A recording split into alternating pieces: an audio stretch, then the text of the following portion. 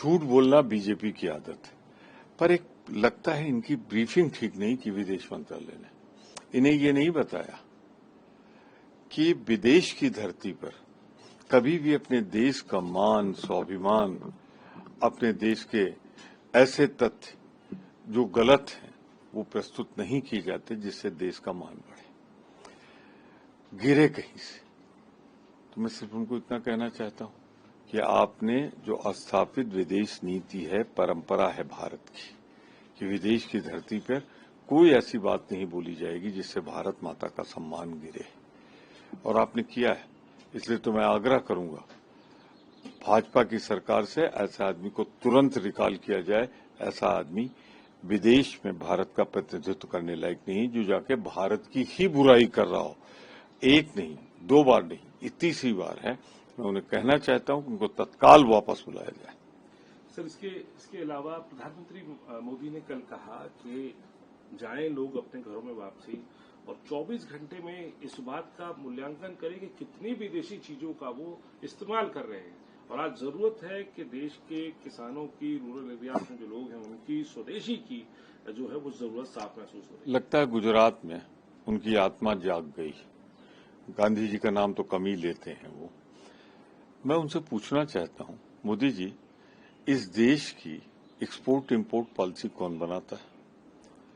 19 से 2014 के बाद से आप ही तो बना रहे हैं। जरा रेशियो देखिए चीन का और भारत का दूसरे देशों का। आप कितना एक्सपोर्ट कर रहे हो, कितना इंपोर्ट कर रहे हैं। रिकॉर्ड इंपोर्ट आपके सामने में हो रहा है चीन से, तो सामान तो आएगा ना। वैधानिक रूप से आप मंगा रहे हैं ना दूसरे देशों से। और फिर एक दिन मोदी जी शीशे पे खुद अपने को देखिए, और नहीं हो तो मैं भिजवा दूं, मेरे पास है।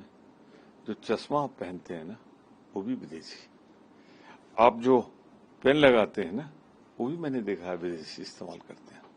घड़ी तो एक से एक शानदार आप इस्तेमाल करते हैं, विदेशी होती। और यहाँ जो लोग इस्तेमाल कर रहे हैं ना, आपकी सरकार की नीति की वजह से कर रहे हैं, कुछ चोरी छिपे नहीं ला रहे हैं।